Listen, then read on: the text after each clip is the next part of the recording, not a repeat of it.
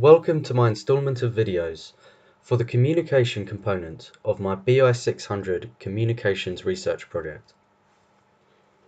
This video series, Will CRISPR Further Optimize Crop Genetics?, has been adapted from my dissertation.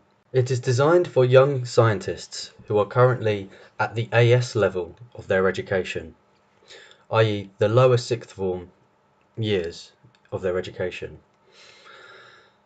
This series of videos will provide an overview of the need for genetically modified foods, as well as insights into the recent progression of gene editing technology.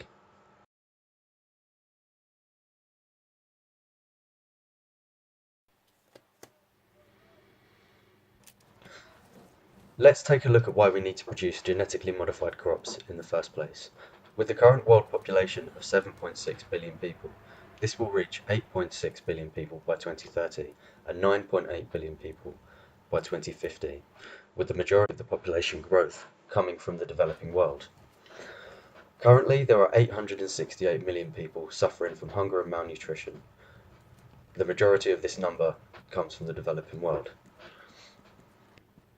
The Food and Agricultural Organization predict that agricultural food production in specific must increase by 60% by 2050 to provide global food sufficiency. This means it must increase by a rate of 2.4% per year, whereas currently it is only increasing by 1.7% per year. Increasing agricultural crop production to the required extent will be inhibited by various factors, the first of which is the finite and ever-decreasing amount of arable land we have available on our planet.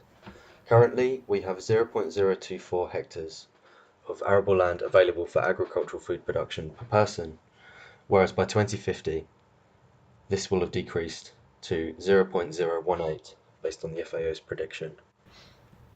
Many other factors will reduce the amount of arable land we have for agricultural food production, such as climate change, accelerated urbanization, and of course the need for biofuels, which uses up large amounts of arable land, amongst many other factors.